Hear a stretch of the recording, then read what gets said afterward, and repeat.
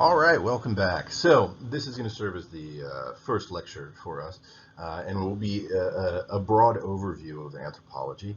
I'm not sure if any of you have taken an anthropology class yet or not, but if you have, this will be a little bit of a refresher, and if you haven't, it will serve as a way for you to start understanding what the field is, what we do, what this is all about.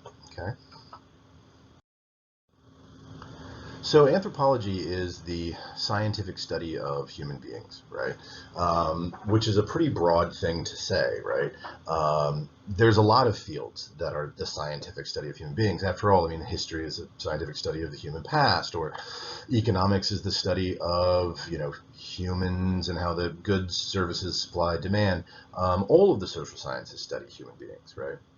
But we're a little bit different, and we're going to talk about some of the ways that we're different, but the primary one is that anthropology is a lot more broad than any other field. And by broad, I mean that we study more about people, right? So medicine is the scientific study of humans, biology, well-being, that kind of stuff. But it is only that, okay? Anthropology is the broadest of all academic disciplines. No field examines as much as we do. We are very much interested in the layers of human beings and how those layers interact with each other, right? And so, for example, we are interested in both biology and culture. You guys have probably heard people talk about nature versus nurture, right? The truth is that's a really silly statement, like nature versus nurture, learning, culture versus biology. You're both, okay? And those two things affect one another. They play off one another. They are integrated with one another, right? So, for example, all of you have to eat food. As a biological organism, you must eat food. However, what you define as food is entirely cultural. So some of you may be vegetarians, for example. You don't define animals as food, whereas those of us that are meat eaters, we do define animals as food, right? But even in these situations, I guarantee you that everybody in this lecture, this video, every one of you decides to define some animals as not food. So if you're a vegetarian, you define no animals. Even if you eat meat, though, you might define, say, chickens as food, but you probably don't define dogs as food. You probably don't define cats as food. If you eat meat but are of particular religion, you may not define pigs as food or cows as food, right? Or some of you, again, for religious reasons, perhaps may not define shrimp as food or snakes as food. Most of you probably don't define insects as food. You probably don't intentionally eat insects very often, even though all over the world people do. Okay. In fact, there's an argument made for it, right? A lot of times it's more ecologically friendly and it's healthier and this kind of stuff. Like you can buy flour made out of like cricket stuff now and things like that, and it's super healthy for you, right? But so this is an example of the biological and the cultural coming together, as it does in all things. Look at sleep, for example. You have to sleep. You're biologically you must sleep. But when do you sleep? Where do you sleep? How long do you sleep? Who do you sleep with? And I don't mean that as a euphemism for sex. I mean like literally, right? If you are married or if you plan to get married, living in America, you probably assume that you will sleep in a bed with your spouse. All over the world, that's not the case, right? All over the world, the idea that you would actually sleep next to your partner is crazy. Yeah, you'll have sex with each other, but you're not going to sleep in the same bed, my word, right? Should your children sleep in the bed with you, right? How long should you sleep, right? A lot of people go, well, 8 hours, everybody knows that. No, actually, when we look around the globe, we find that there are people who sleep way more and way less. For example, among a lot of hunter-gatherer societies, what we call foragers, they routinely sleep like anywhere from 11 to 13 hours a day. Because they don't have electricity. When the sun goes down, it's like I don't want to be up all night having to burn all this firewood that I gotta, gather and I gotta chop and I gotta do everything else. So usually after the sun goes down, we might sit around the fire for a little bit and then hey, let's just go to bed. And I'll see you guys in 11 or 12 hours. You know, that's pretty common, right?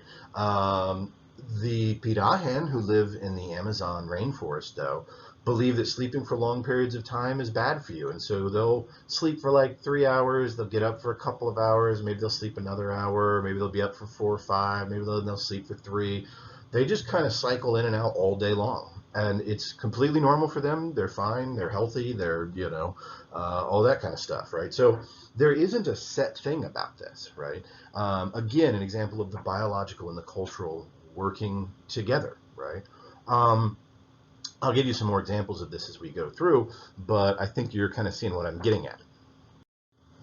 So another way to define anthropology, rather than just saying scientific study of humans, is to say it is the study of human language, biology, history, and culture, that part in black there. In other words, it's the study of everything about humans. And that is, again, something that is a little bit different. Every other field that studies humans, whether it be economics or political science or medicine or epidemiology or whatever, they're interested in that much of humans, right? I want to know about how humans make political decisions, who has power, that kind of stuff. But I don't really care about your language, right? Um, I want to know about, again, excuse me, economic systems. I want to know about goods and services and supply and demand. But your religion doesn't matter to me. Okay, your history doesn't matter to me, right? If I'm an economist, as an anthropologist, I want to know how all of those things fit together. So, for example, right? We were talking about voting, like political science, right? Why do people vote the way they do? Well, it's influenced by a lot of different things, right? It's influenced by their religion. It's influenced by their economics. It's influenced by their geography, what part of the country that they live in. It's influenced by their standing in the society, right? The social order of things, what we call status and role. If they're in high standing or in low standing, if they're viewed as kind of an elite or are they viewed as kind of not, this is all going to influence the way in which you vote. Your history of you, not just like of your group of individuals, whether that be your social class or your race or your whatever, that's going to influence the way that you vote. It's also going to influence how much money you make, right? Um, and so for us as anthropologists, we believe that everything becomes interrelated with each other, okay? That the way you speak is a part of your history, that your history in the past is a part of your culture today. Your culture today impacts your biology feeds back into your culture. All of things are interconnected. And so with anthropology, we want to study all of it. Now, that doesn't mean necessarily that we know as much about economics as an economist would, but we know about economics and we understand how that is influenced by psychology, which is not to say we know as much about psychology as a psychologist does, but we understand how psychology is maybe going to feed into the way that we speak about things and the kind of language that we use, right? And so we're a very, very broad field. Now, because of that, there's literally nothing about humans that we don't want to study, from their music and their dance to their genetics, to their ways of thinking about the universe, to the deities that they worship, to the you name it, right? Now, because of that, that makes us a really broad field. And so all of us specialize. Any good anthropologist is going to be trained in all 4 of these subfields. But all anthropologists will have to specialize in one, right? And so that's the part in red on your screen. The study of human language is called linguistic anthropology. The study of human biology is called biological anthropology. The study of human history is called archaeology, and the study of human culture is called cultural anthropology. And we're going to go through all of these to help you understand what they are. I am a cultural anthropologist, right? That's my focus. But I've also had classes and training and done research on and taught about all of these other things as well, right? About all of the other subfields, because again, they are interrelated with one another. To give you one more sort of quick example, we were talking about economics and it kind of occurred to me. Last year in America, 47 million Americans experienced food insecurity.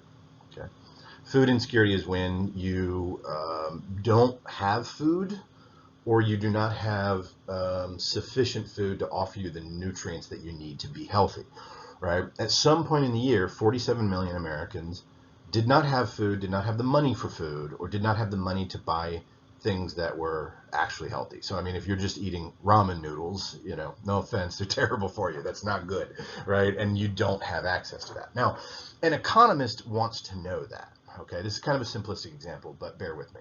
An economist wants to know that. An economist wants to understand, 47 million Americans experience food insecurity. Cool, case closed. For me, that's not the closed case. I want to know how that's going to affect that person. Do you think experiencing food insecurity and going hungry might change the way that you vote?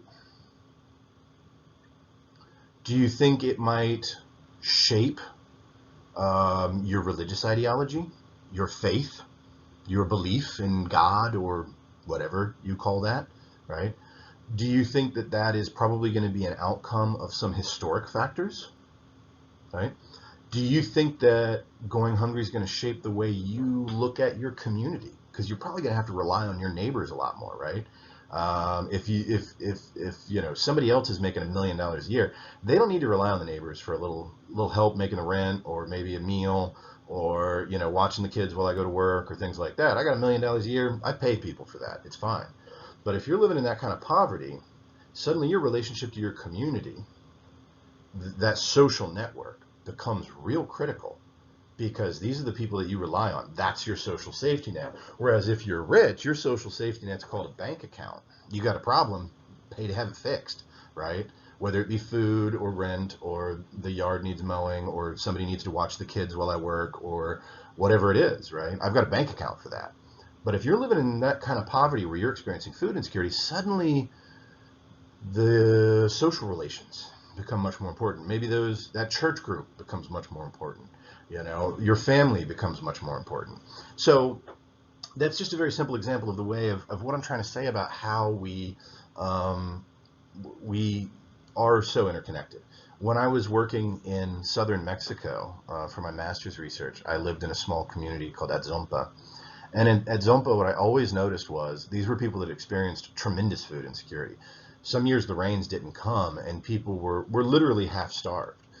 And in Swaziland, I also worked with people in very small villages, Shula, Mapavene, these other small villages you don't even see on a map.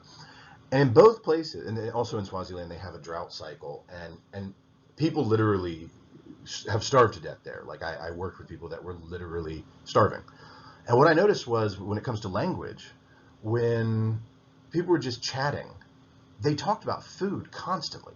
They talked about recipes. They talked about things that they liked. They talked about things that they wanted to make. They talked about things that their moms used to make or their grandmas used to make that they want to have again. Food was a topic of conversation to a way higher extent than it is here in the United States, or to a way higher extent than people that I worked with in say South America, who had a little bit more of a stable food supply and things like that. They didn't talk about food nearly as much. And so even the language, what we talk about, how we talk about it, things like that, can be influenced by these other things, right? So in anthropology, we look at all of them, okay? So what I'm going to do now is take you kind of step by step through all 4 of these subfields. Okay, and so the first of the 4 subfields that I want to talk about is actually archaeology, right? Now, as I had previously mentioned, archaeology is the study of the human past, but we already have a field that does that, don't we? It's called history. We've already got someone to do that. So why do we need archaeology? Well, one of the reasons that we do is because archaeologists and historians study things from kind of different angle, right? One way to define archaeology is the study of the human past, specifically culture and society.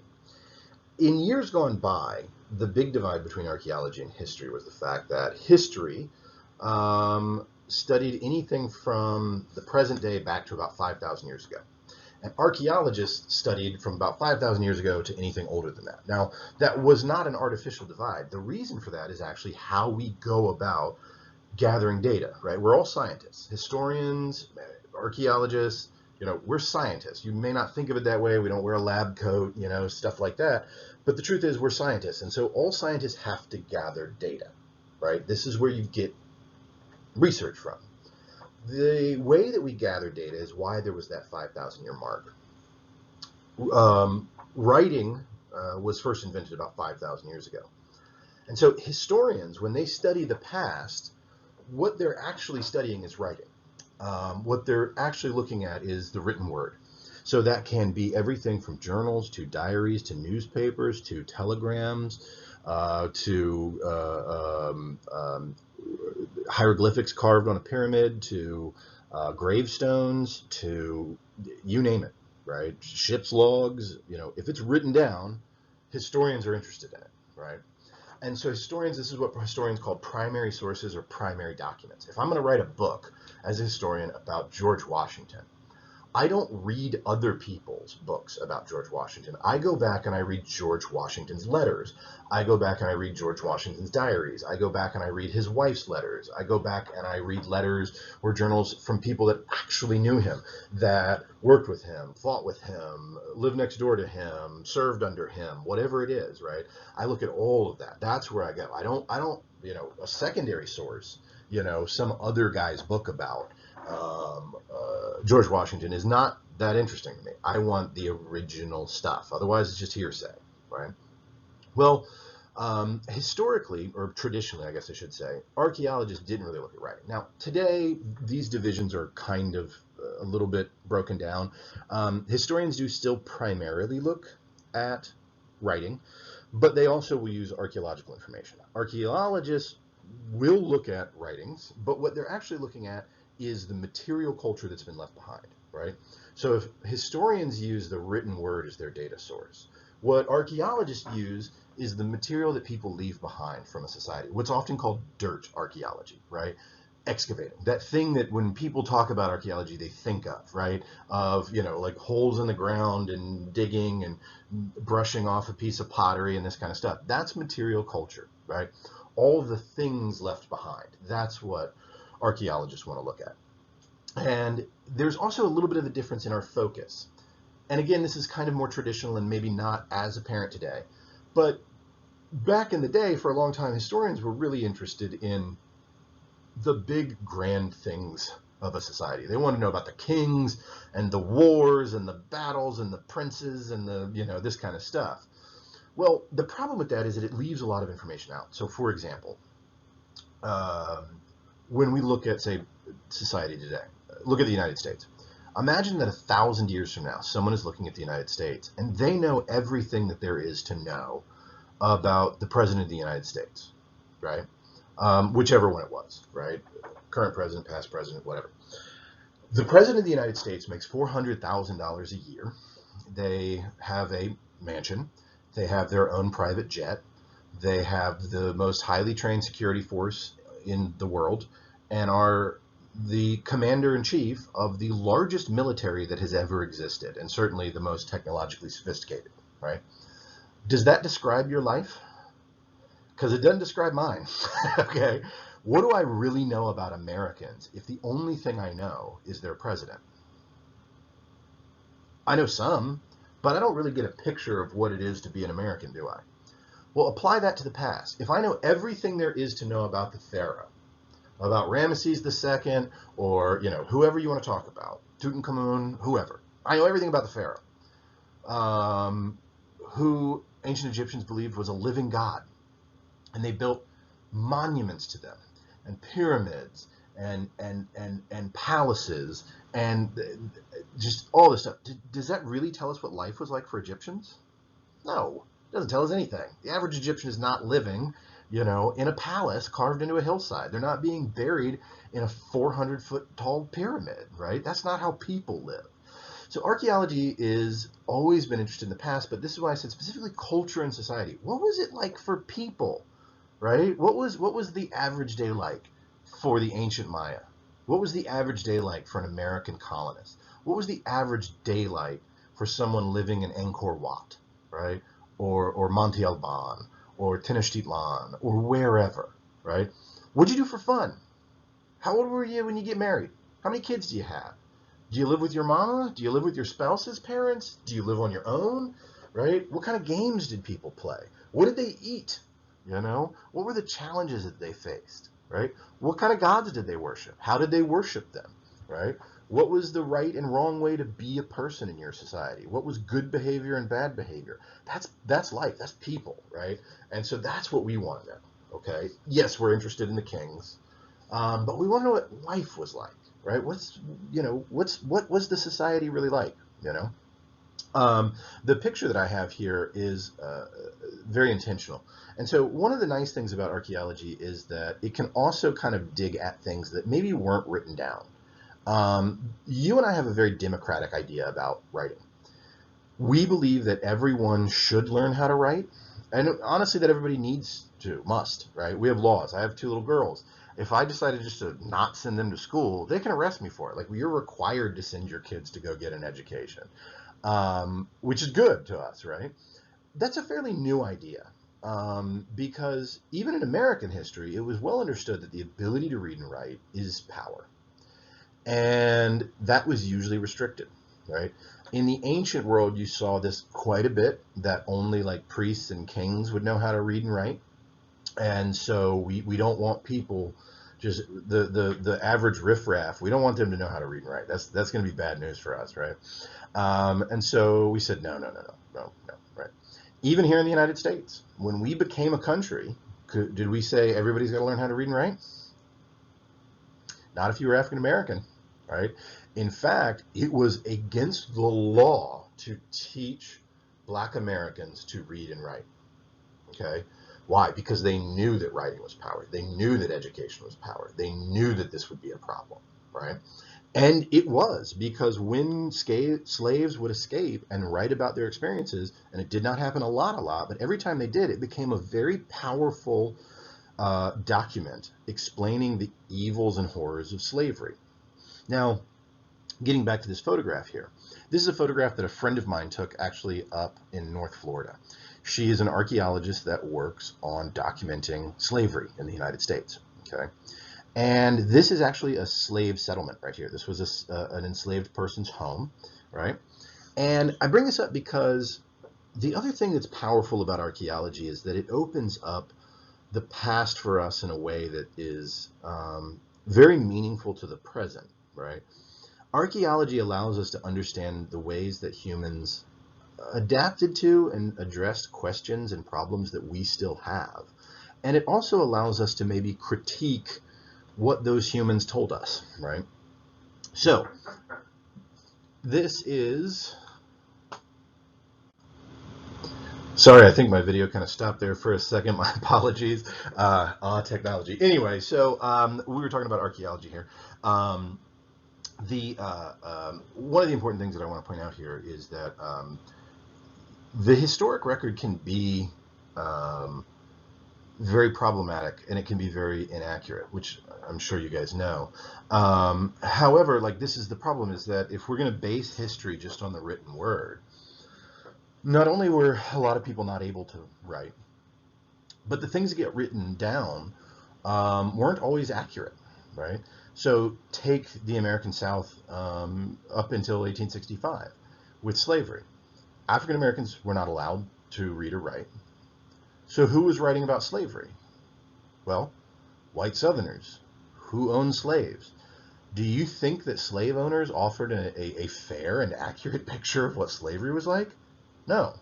What they told were out and out lies, which unfortunately are still around today. You will hear a lot of people, and not just white supremacists, not just people in the KKK, but people that just don't know any better, say, well, I read, this or whatever. I took a history class, we read these documents, and slavery was pretty benign, right?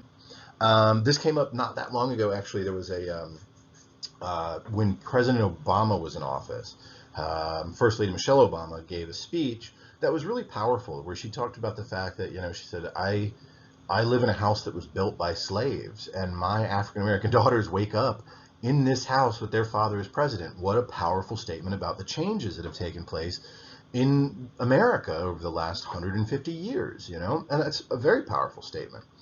And Bill O'Reilly actually made a comment on this. He said, well, it wasn't really built by slaves because they were paid. We have the receipts in the National Archives, and they were given homes to live in while they were building the White House and all this kind of stuff. And he's right. All those things are there, right? what he leaves out of that is, did we pay slaves? No. The receipts are to the owners of the slaves, who the U.S. government was renting them, right? They didn't pay the slaves, right?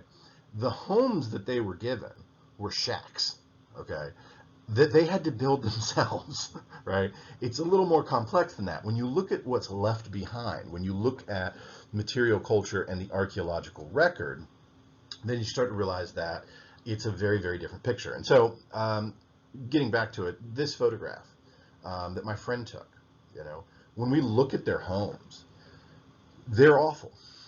They were not given the materials to build homes that would adequately protect them from the environment. They're drafty, they are uninsulated, they are hot in the summer, they are cold in the winter, they're not keeping mosquitoes and bugs out. They're constantly having to deal with poor drainage and issues like malaria and stuff like that happening, right? It certainly wasn't strong enough to protect them during hurricanes or tornadoes, or if they were further up north, like snowstorms and blizzards and things like that.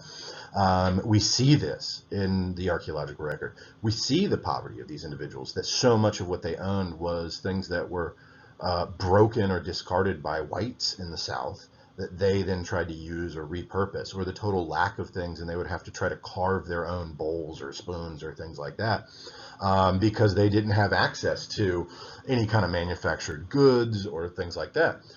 Another, kind of artifact, material thing that is left behind is the people themselves, right? At a place like this, individuals were buried, on a family plot over in the corner of a field somewhere.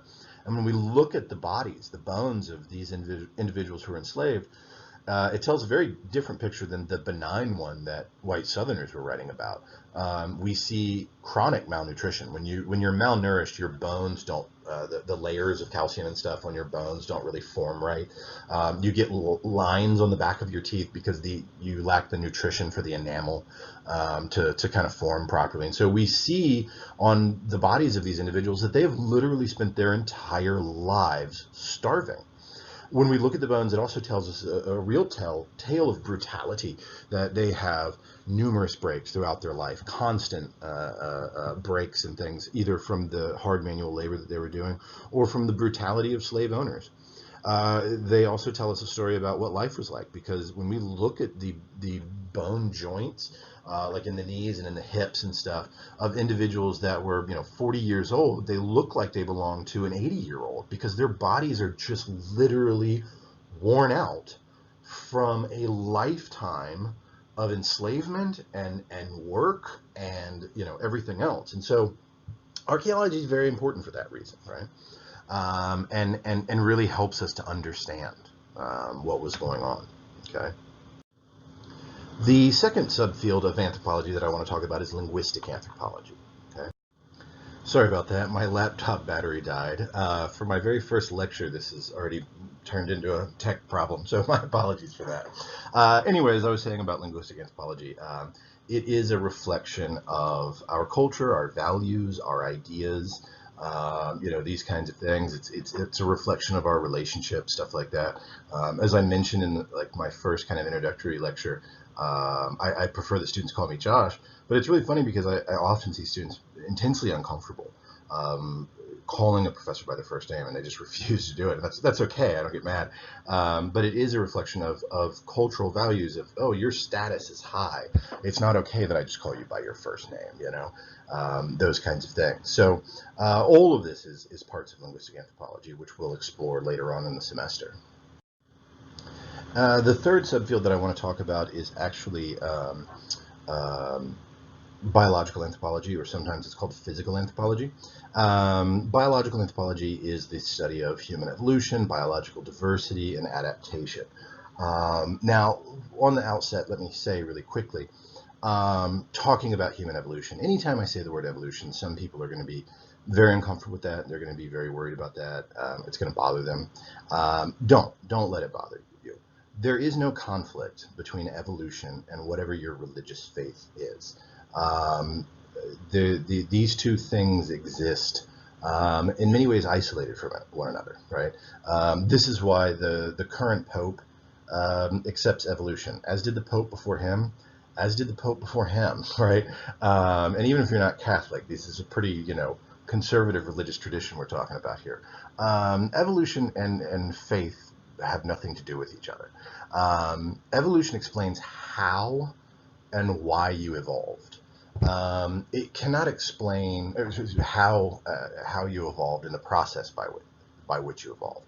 It cannot, however, explain the why. Why are you here? Why is there something instead of nothing? That is a question that we as scientists are not trying to answer, right? What's the meaning of all of this? That is a question better left to your priest, your imam, your rabbi, your whoever. We're interested in the process by which biological organisms change over time, which is all evolution is. All evolution is change and form over time. And the truth is, you can look around, any room that you're in with someone else. You look around a classroom, look around your workplace, and you can see evolution, right? You can see it at play by the fact that we look different, right? So we're going to talk more about it later on, but just real quickly, skin color. Skin color is a perfect example of evolution at play. Skin color is a evolutionary adaptation to the environment that we find ourselves in. Human beings evolved 200,000 years ago in Central Africa. Well, to shock none of you, if you haven't been, Central Africa is hot. It's hot and it's sunny, right? And it has a lot of UV exposure, both because the days are equal, right, year-round along the equator, but also because the Earth is tilted on the axis of its orbit, and so it gets a lot of very direct sunlight there. And because of that, human beings that were living in that environment not just got a lot of sun, they got too much sun. And you need sunlight, but you can get too much, right? Sunlight is how we get vitamin D, and if you don't have enough sunlight exposure, then you end up getting things like rickets and all of this kind of stuff, right? And so we needed sunlight, but if you get too much, you get skin cancer, right? So there's a balance. Well, here's a cool thing. Having a lot of melanin in your skin actually helps block UV radiation. That's why African Americans have way lower rates of skin cancer than somebody like, say, me. It blocks a lot of it. It doesn't block all of it. You'll still get enough in an area with when you're outside and getting sun and stuff like that. You'll still get enough, but it's going to block a lot of it. So this is why people in Central Africa, where all human beings originally came from, evolved to have dark skin. Well, starting about 80,000 years ago or so, some humans, maybe a little longer, some humans started wandering out of the continent of Africa. They started going north, following game, and things like that. And some of them kind of turned right and headed over into the Middle East and India and Southeast Asia, and some of them turned left and ended up in Europe, right? Well, the thing is, when we ended up in Europe, when we ended up in all these places, it was a different environment, and therefore it favored different evolutionary processes. And so, for example, the individuals that ended up in Northern Europe, now the problem isn't too much sun, the problem is too little, right? Because the days up there get shorter in the wintertime. I mean, you go far enough north and the sun doesn't even come up, right? The climate is a lot more cold, and so you're wearing clothes. That's going to block UV sunlight and that vitamin D production and everything. And so now we've got a problem of not getting enough sun. So the environment favored people to have less pigment in their skin. Less pigment in that environment, and you're healthier, right? And so pigment starts to go away, and you end up with, people that look like me, right? That's all skin color is, by the way, right? It's just adaptation to the environment, and it tells you your, kind of nearest living ancestors. Where were they? Where were they in the world? How close were they to the equator, right?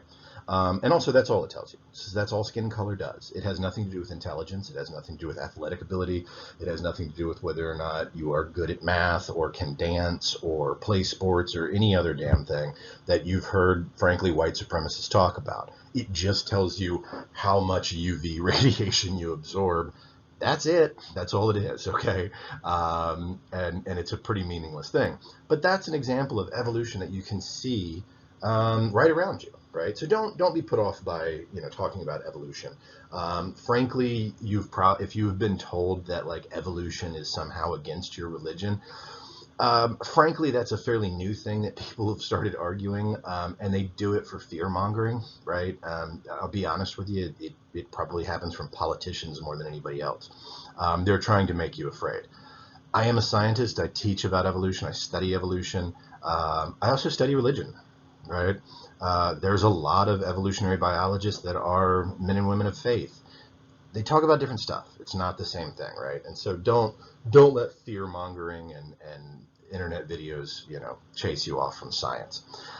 So that is part of what biological anthropology studies.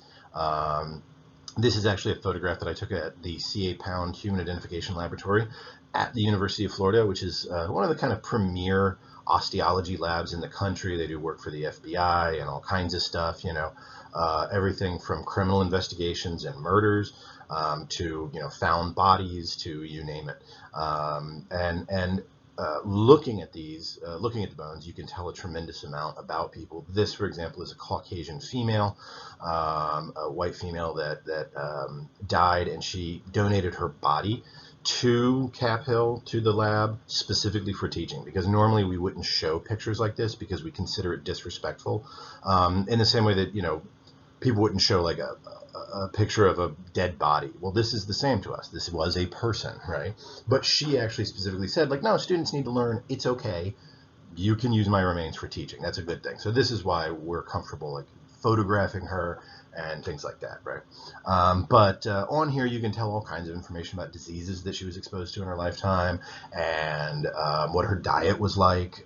We can do stable isotope analysis on bones and tell you what people were eating and stuff like that. We can see breaks, we can see all kinds of information on here, right?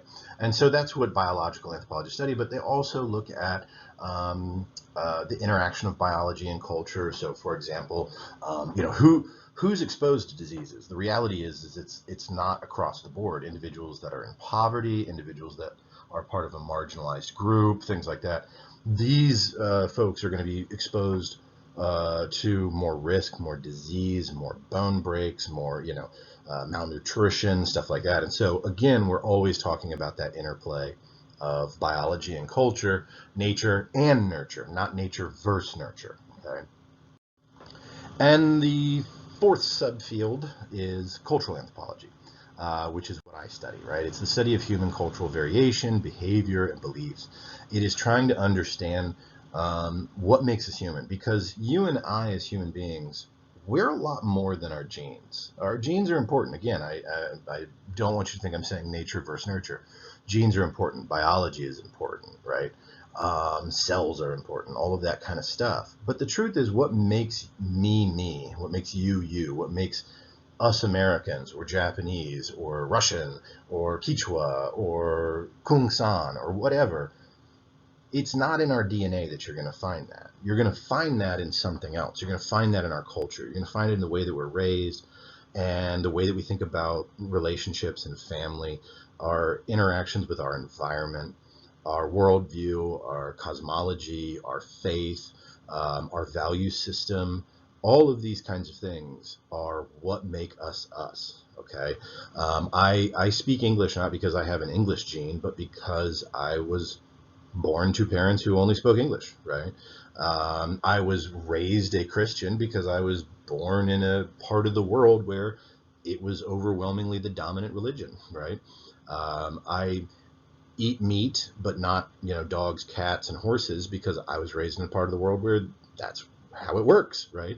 None of this is found in our genetics. None of this is found in my DNA, right?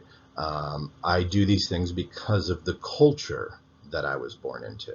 Okay, and so that's what we try to study, to look at all of the range of possibilities of both ideas and actions that make human beings a fairly unique organism on the earth, right? And so this is why, as I talked about in my introductory video, that I've lived in different parts of the world, that I work in different parts of the world. It used to be a very long time ago that anthropologists kind of only worked outside of the United States and Europe, and like sociologists kind of did what we do, but not exactly, but they only did it in the United States and Europe. That's not really true anymore. I work in the United States now. My partner has a PhD in cultural anthropology, and she did her work here in the United States as well, even though she's from India. And we do this and recognize that these geographic barriers are not important. With that said, there is still in anthropology and in cultural anthropology, it is heavily favored to sort of work outside of your own culture and to work outside of quote unquote the West or first world or developed nations, whatever you want to call it, in part because of the histories that's what we did. In part, it's there too because these are groups that aren't studied by other people. And so while we do work here, I mean, economists, political scientists, sociologists aren't usually going to a village in rural Haiti to understand those people. And some people say, well, what's the value of that? To which I say, well, what's the value of studying any people then, right? Just because they are remote, just because they're isolated, just because they're not politically, economically, or socially powerful does not make them less human than me as a white man who lives in the United States, right? Their ideas have value. Their wisdom has value. Their beliefs and hopes and dreams for they and their children and their children's children are just as important as my own. And so while anthropology does not, limit themselves geographically, I think we still do work in a lot of parts of the world that other people simply aren't, because we believe that those people and their culture has as much value as mine. Even if their culture never went to the moon or invented Wi-Fi, they still have value. Okay, and so that's why we talk about those things. So those are the four main subfields of anthropology. There's a lot more to it than that, because you can get into, as this kind of chart shows, and I know my camera's covering up some of it, but you can get into a lot of different things in terms of historic linguistics and how words changed over time, ethnosemantics about the ways that different groups, use language, sociolinguistics about how languages can be a reflection of position in society and things like that. As a cultural anthropologist, we can talk about ecological anthropology, which is kind of what I do, our relationship to the environment, legal anthropology, political anthropology, how legal systems work in a culture.